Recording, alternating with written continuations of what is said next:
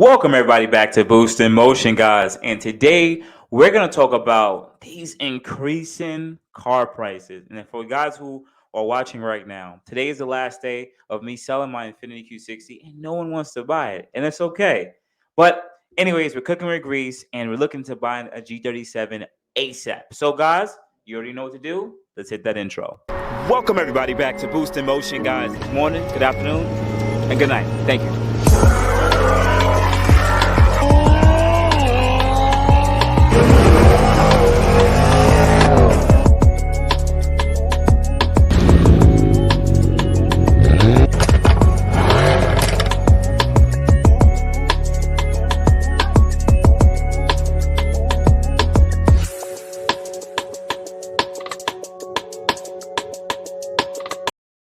So welcome everybody back to the channel. First thing, if you are a part of the Boost in Motion family, which means you subscribe, guys, hit that like button, please, and thank you. And if you are first time joining this channel, watch the video and watch some other videos based on what you're searching. And if you do like it, subscribe and also hit that bell notification, hit all.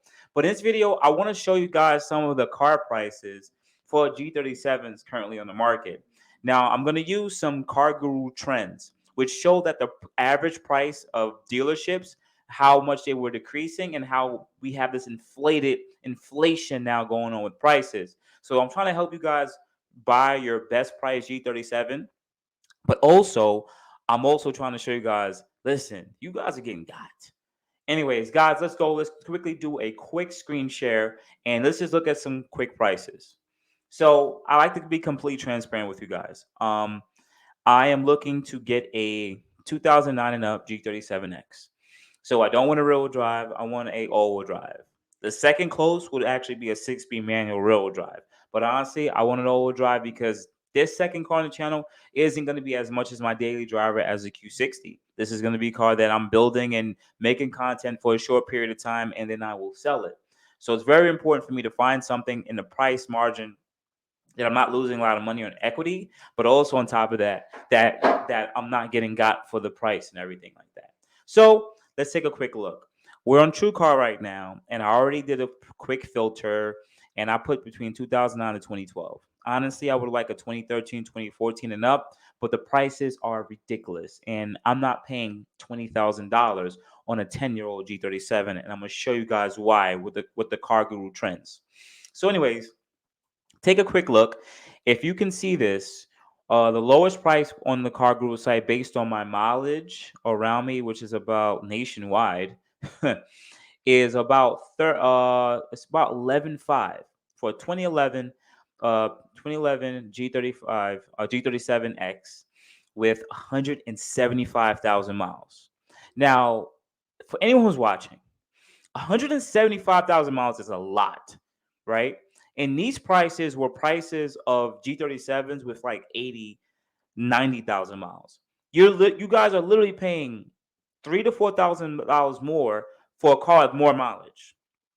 This market is insane, right? Now, I want to do a quick filter because this just says a G37X Coupe all-wheel drive. This one says a high price, $12K for a 2011 G37 with 194,000 miles. What are we talking about here? It's clapped. This car is already clapped. You already know it's clapped. You got G35 raised on the car. Is it a non-BBK? It's a non-BBK, of course, because G37Xs don't come with a BBK. Car is already lowered. It already seemed like it's already clapped, but they want 12K for it. Cool. All right. Let's back that up a little bit. Just bear with me, guys. Now, I'm going to pick a car that I would want to get boost in motion style because I don't usually go get clap cars. I always try to make sure I get cars that are relatively really clean. And with the G37X, I really don't want this type of issue. I don't want it. First thing, this is someone who had got their front bumper repainted. It was repainted shitty. But I don't want to get this G37X with this non-sport bumper. I thought this was like the worst bumper for the Infiniti G series that they ever made. And I hate this bumper. All right. But even if I just wanted to get this car, it's not up to the status of what I would actually want it to be. It's a very normal color. The interior is black, which is pretty nice. But even then, no, it just doesn't tickle my fancy. Even if it's 10, they want $10,000 for it. And how much miles does it have? This one, damn, I don't even see how much miles it has. I'm actually pretty terrible at this. It has 150,000 miles, and they want 10 grand for it. So if I were gonna pick a G37, G35X, the first clean one I actually would get is this one, the 2011 one, which has this specific front bumper with the fog lights. I want to make sure I get one with the fog lights, but 11.5, 11.6 is a little too expensive for what I'm actually liking, especially with the one accident. But knowing the year, it comes in the spec that I want. And let me see the interior quickly. The interior is up status. It actually comes with the sports seats. It has the sports seats on it. So that's pretty dope. I actually like that. I didn't even know it would actually have sports seats.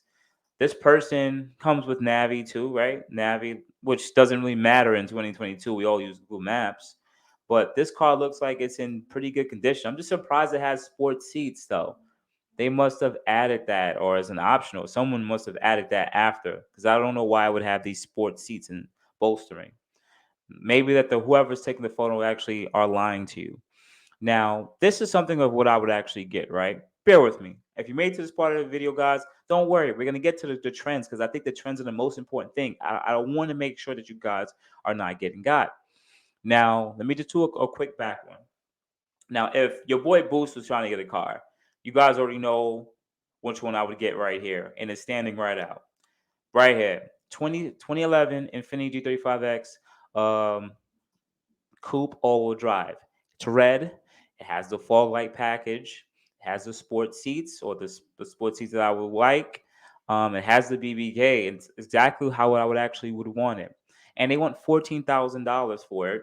One accident and 4 owners. Mileage is actually a lot better for the specific year, 130,000 miles basically. But 4 owners, one accident. This car is still an inflated price. It's too expensive. And I want to show you why, because you actually were very patient with me. So we're going to do a quick stop screen share, right? And what we're going to do now is we're going to screen share car rules, car trends. I love using this tool because it lets me know if I'm overpaying for a car or not. And it has really been helping me out in the last 2-3 years. So let's do a quick screen share of car gurus.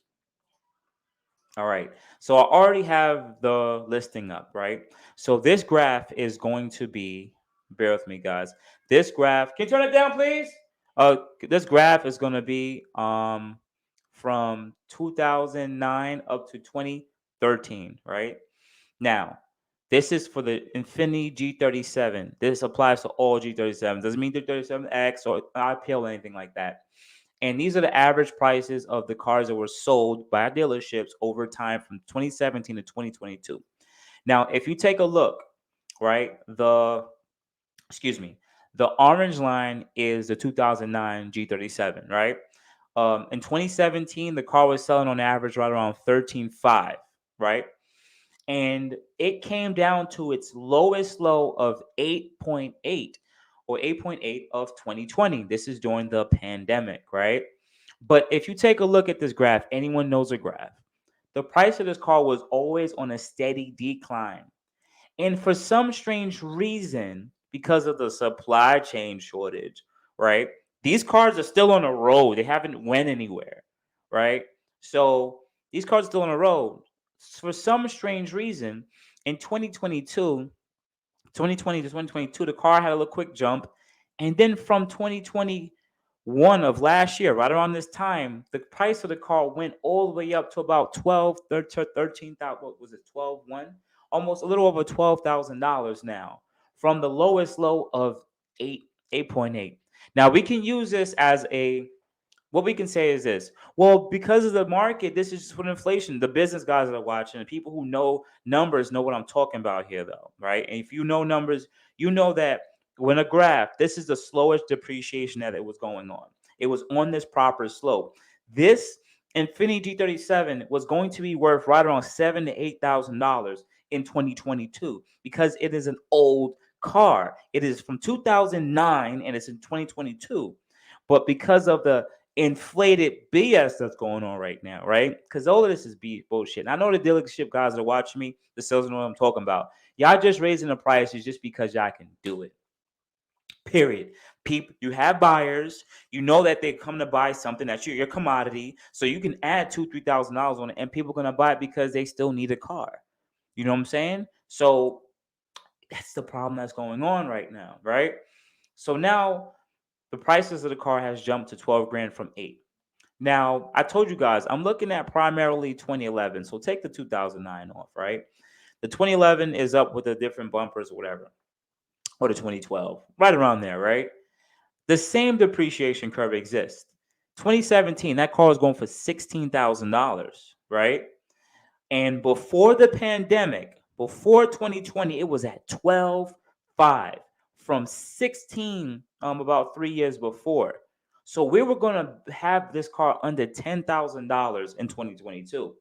And the same curve existed again. So from in 2021, it was 11.5, and now it's for 14.2, almost $15,000 for 2012. In 2011, it doesn't make any sense. It went up, what is this, on average 22%? What are we talking about here, right? This is what you guys have to look for. So when you go out there and you want to buy a car from a dealer, look at these car trends, because a lot of you guys are going to go out there and purchase these vehicles, right? And you're like, oh man, this is what I really want. But you don't really know what the going price is, because if you're getting this car just for now, it's fine. If I get the G37 right now and keep it for 6 months, I'm probably not going to really get hit with depreciation if I get it for a good price. But I know we're talking about a $15,000 car here, but I like to try my best to not get hit with that much depreciation anymore, because if you're a smart shopper, you can actually avoid a lot of these headstones, especially in this weird market, right? So I'm looking to get one at a good, decent price. But if you're looking to get a G37 for like a year or two, and then possibly get into another car in the next year or two, that actually may mess you up. Because if you go and buy this car now for 15 grand, right? Boom. 2011, 2012 G37. You pay 15 grand for it, right? You're like, I'm only going to keep this for about a year, a little over, so I get a Q50, right? And then let's just say the supply chain shortage just miraculously just changes, shifts. A bunch of new cars are getting ramped up, and they start being delivered on dealerships in the third quarter of this year. Third quarter is between July and September, right? And then later fall. And then the markets, the media all talk about we don't have the supply chain shortage anymore. Guess what happens to that 2012 G37's value? People, they can't keep the prices up there because people are now going to purchase new cars because their cars are available. They can get the lease rates at decent prices. Now that $15,000 G37 was going to be 10 grand in 2020. That car is going to get slashed like this because no one's buying it. It's going to be on dealership lots, gaining time, just aging, and people are going to be like, yo, we got to cut the prices. And it's going to get cut because these dealerships have to move cars. They can't have cars sit there for 6 months and not sell because they're not making money. They have to be able to at least break even. So if they paid 9 grand at the auction for the G37, they're not going to hold out for that 15 anymore. They'll take 11. They'll take 11. They at least break even, or 10. They'll break it down because they still want to get the car out off the lot so they can find something else that is selling. And that's the weirdest part about the market. And now that I'm looking on the market, going back to let's stop screen sharing this. Let's go back to the car I was just speaking about, the red G30, the red one I was just showing you guys, right? This one, right? I'm looking at this one and it's 14. So it's on par with what they're saying. It's on par with the pricing. And for the amount of owners and accidents, I'm going to be the 5th owner in an accident.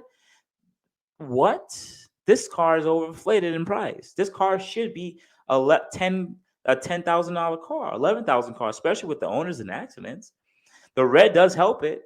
The black interior does help it. And it's the XS. But like at some point, it's like, yo, this isn't good. And people are really falling to this market and they're getting got. And honestly, this will be the car we'd like to get. It's in Florida, it's a little too far. And it already has an accident. Foreigners, that's too much. But maybe if this car was closer, I'll probably sit there and go and haggle. But to be honest, for the people who are salesmen here, the car is going to sell regardless. Because honestly, when you take a look back, I have it set to for the nation just for G37Xs. And there's only 41 listings, at least on TrueCar.com, where you can get a G37X from 2009 to 2013. That's the nation. So this is just the market that we're in right now, and it sucks. It freaking sucks. So outside that, guys, yeah, your boy Boost is looking for a G37. I low key just told you guys that. Yeah, I'm getting it. And also for the people who made it to this part of the video, because this video is gonna probably be up for however long I have the channel. No one's getting the Q60. I did get offers on it, but not the offers I would like. And honestly, because the car is still under Chase loan, there's still more steps to try to obtain the car. So some people get deterred about that, you know. So you know what's going to happen at the stroke of midnight, 4/7/22. This car will be officially not for sale anymore, modded, and I'm going to take it out to my friend's shop, and we will start demodding the car, and the part outs will start. And once the part outs start, you guys already hit me up in my DMs at boostinmotion IG. And I'm saying it again. I ain't shipping. Local sale only, cash or Zelle. And honestly, I don't have cheap parts on my car. I really don't. So the way I'm getting these offers from people, I'm like, you guys think I'm selling a $3,000 exhaust for $1,000? That's not happening. I'm sorry. But outside of guys, you have a good morning, good afternoon, good night. Thank you. Shout out to my Gold Race Fox family that's watching. Because, you know, I got the green going on with the shirt. So I appreciate you guys so much. So you guys have a good morning, good afternoon, good night. Thank you, guys. I appreciate you. Otherwise than that, guys, you already know what to do. You guys have a good day. Thank you. Thank you, everybody, for watching. Do appreciate you guys. Love you guys very much. You can also check out the 2 links I posted for some of my other videos. Also, on top of that, if you want to purchase some Boost in Motion merch, definitely check the link that I posted also. And finally, if you've been watching all my videos and you enjoy them, please hit the link to subscribe to my YouTube channel. Thank you. Thank you.